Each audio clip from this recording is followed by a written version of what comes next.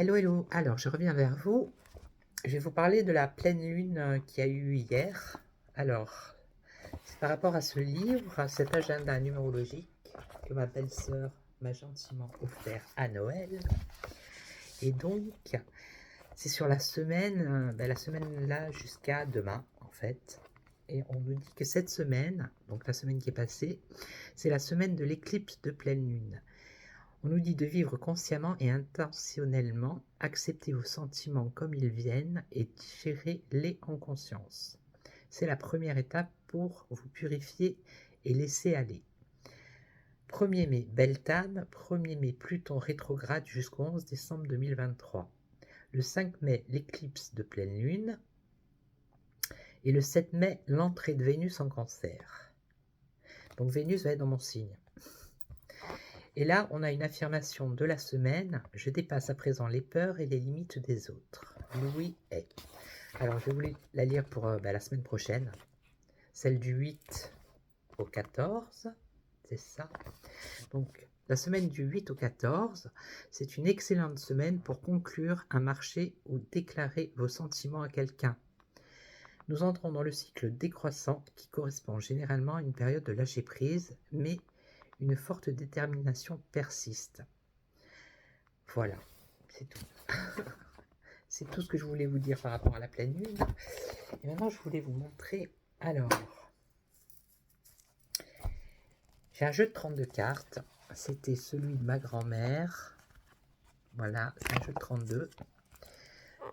Et la couverture, regardez.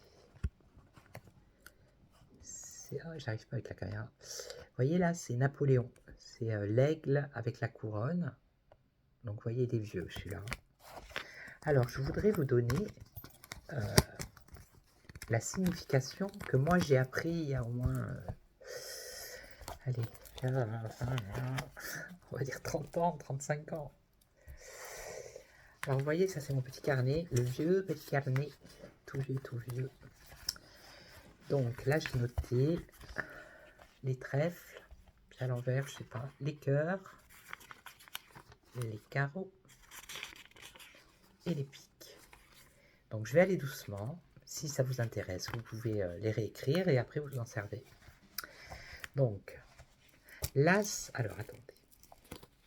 L'as de trèfle, cet as de trèfle. L'as de trèfle, c'est le triomphe.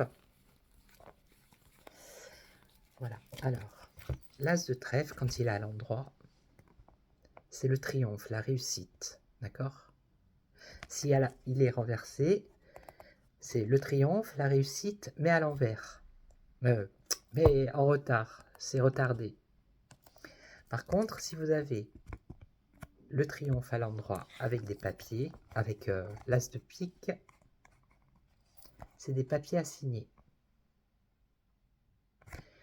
Ensuite, si vous avez l'as de pique avec l'as de cœur, côte à côte, c'est un mariage ou un contrat si c'est pour le travail. Voilà, si vous avez les deux comme ça, c'est un mariage ou un contrat.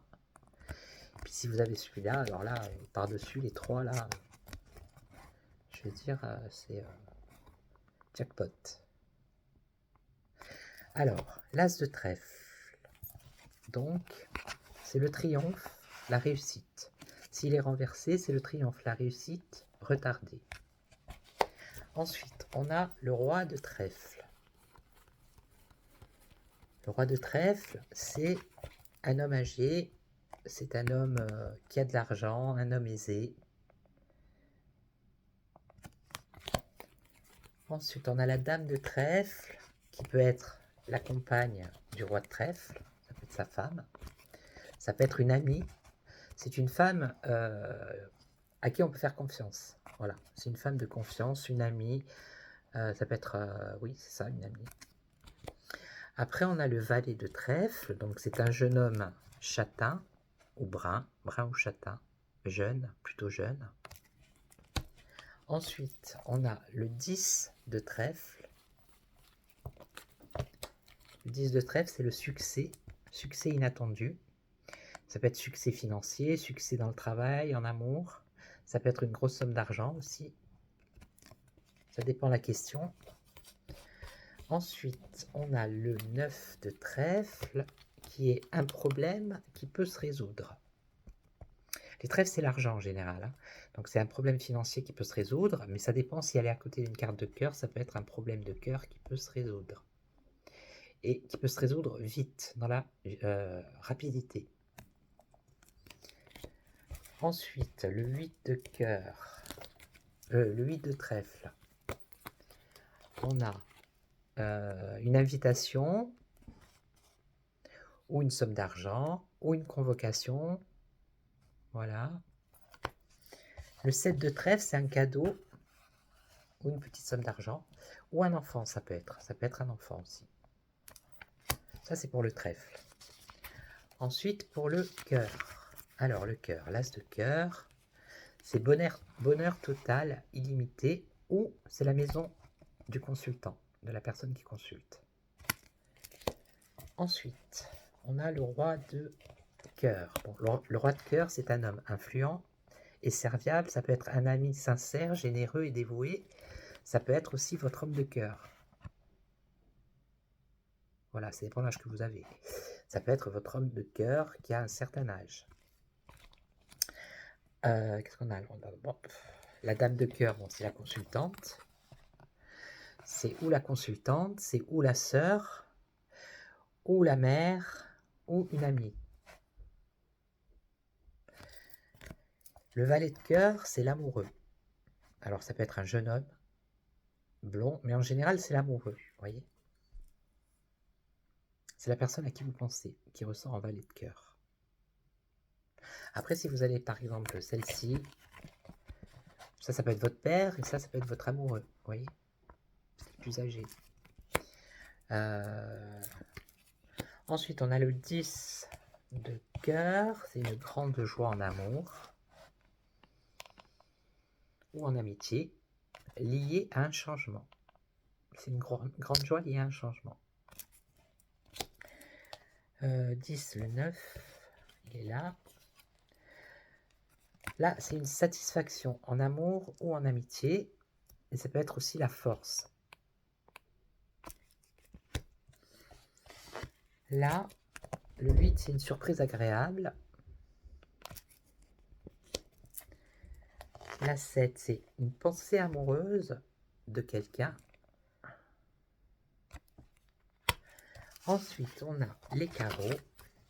Alors, le carreau, le roi de carreau. Non, l'as de carreau d'abord. Il est là.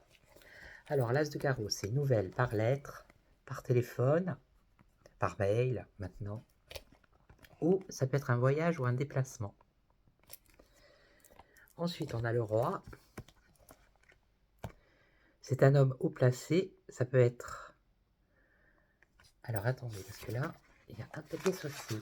Parce que moi, je ne l'ai pas vu comme ça. Alors là, c'est un homme haut placé. Ça peut être un militaire.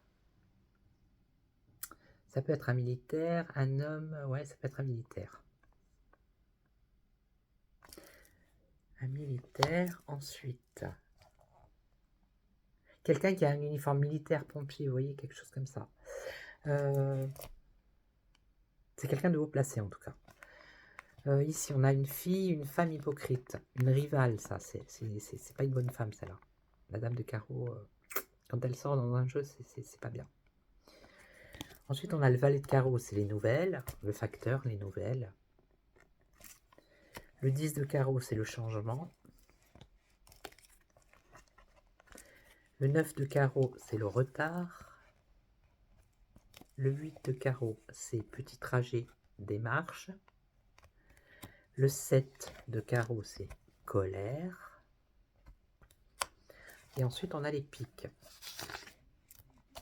Alors, on a l'as de pique, contrat, papier à signer. L'administratif, ça. Ensuite, on a le roi de pique. Le roi de pique, ça peut être des problèmes avec la justice. Ça peut être, ça peut être des problèmes avec la justice ou un médecin aussi.